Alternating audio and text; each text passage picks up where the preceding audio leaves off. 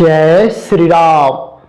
आज हम आपको बताएंगे ऐसी दो बातें जिनसे राम नाम का जाप नष्ट हो जाता है और राम नाम के जाप में उन्नति नहीं हो पाती है। ये दो बातें जो भजन करते हैं और जो राम नाम का जाप करते हैं उन सभी के साथ होती है।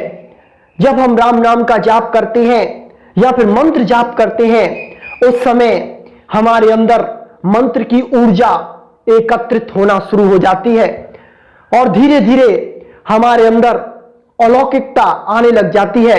जितनी ज्यादा हमारी प्राणवायु सूक्ष्म होती है उतनी ज्यादा हमारे अंदर अलौकिकता आने लग जाती है और हमें बहुत सी ऐसी बातें पहले ही पता पड़ जाती हैं जिनसे और दूसरे लोग अनजान होते हैं और दूसरे लोग उसे चमत्कार का नाम देते हैं। जब किसी राम नाम के जापक के पास या फिर भजन जो कर रहे हैं उनके पास कोई आगंतुक मिलने के लिए आए और आपसे आपके भजन से वो प्रभावित होकर आपसे अपनी समस्याओं को बताए और उस समस्या के समाधान के लिए आपसे आपके मुख से उनकी पूर्ति के लिए आपसे प्रार्थना करे या फिर आपसे आशीर्वाद मांगे, उसकी पूर्ति के लिए आपसे उस कार्य की सफलता में आपके मुंह से उस वचन का पूरा करवाना चाहे तो फिर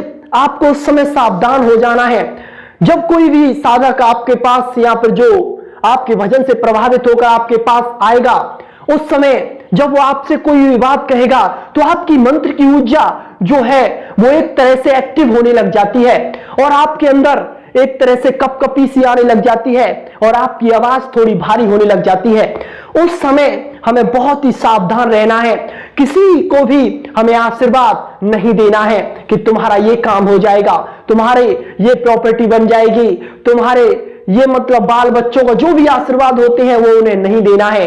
क्योंकि जब तक साधक की शुरुआती अवस्था प्रारंभिक अवस्था होती है उस समय हमारा राम नाम का जाप उस परिपक्व अवस्था पर नहीं होता है जहां से हम दूसरों को आशीर्वाद और उनकी इच्छाओं को पूरी कर सकें। इनसे हमारे अंदर जितना राम नाम के जाप का प्रभाव होता है वो धीरे धीरे नष्ट हो जाता है और आपके मुख से जो वचन निकलता है वो ब्रह्म वाक्य होता है और उसका वो कार्य सफल हो जाता है।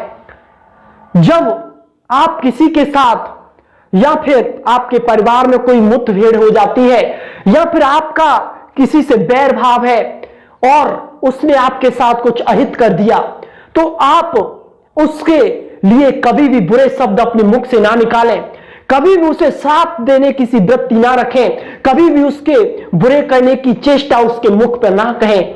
क्योंकि जब आप किसी को रोष में आकर क्रोध में आकर किसी से कुछ बोल दोगे तो आपका जितना राम नाम का जाप है वह सब उस शराप में उसको जो दिया हुआ आपका गलत वाक्य है उसमें नष्ट हो जाएगा। जो बड़े बड़े ऋषि मुनि होते थे जो शराप देते थे, कोई भी उनके साथ गलत व्यवहार कर देता था तो उनका जितना तपोबल होता था उतना तपोबल उनका नष्ट हो जाता था एक शराप देने में। यह सब होता है सभी के साथ जो राम नाम के जापक हैं और जो भक्त हैं भगवान श्री राम के उपासक हैं।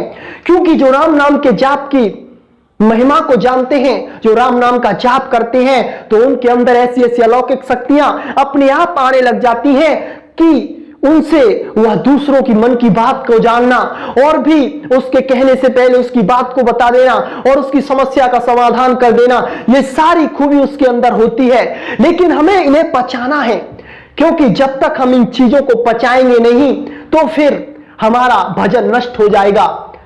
जैसे कहते हैं ना कि जिस जगह पर अगर किसी वस्तु का मूल्य नहीं हो उस जगह पर अपनी वस्तुओं को अपने ज्ञान को नहीं देना चाहिए क्योंकि वहां पर अपने ज्ञान को देने के लिए हमारे भजन ही नष्ट होता है और किसी पर उसका प्रभाव नहीं पड़ता है। आपके मुख से जो वचन निकलेगा उससे सामने वाले का तो अहित हो जाएगा लेकिन आपका भजन जितना किया हुआ है वो नष्ट हो जाएगा। इन दो बातों को आप ध्यान रखिए। ना तो आपको किसी को आशीर्वाद देना है, ना आपको किसी को श्राप देना है। बस जो कुछ भी है वो सब श्री राम जी पर छोड़ देना है। अगर आपके पास कोई आए भी अपनी समस्या लेकर, तो उसे राम जी का मार्ग दिखा दीजिए कि श्री राम जी की पूजा करो, श्री राम जी से विनती करो, वो सब समर्थ हैं। मैं तो उनका एक तुच्छ दास हूं, मैं क्या कर सकता हूं, उन्हीं से प्रार्थना करो, वही तुम्हारी मनोकामनाओं को पूरी करेंगे। और श्री राम जी बहुत कृपालु हैं। अगर अब भक्त के कहने पर कोई उनके पास जाएगा तो वह उनकी मनोकामनाओं को अवश्य पूरी करते हैं। और जिससे आपका रोष हो रहा है, जिसको आपके अंदर गलत वृत्ति आ रही है, उसको भी श्री राम जी पे छोड़ दो।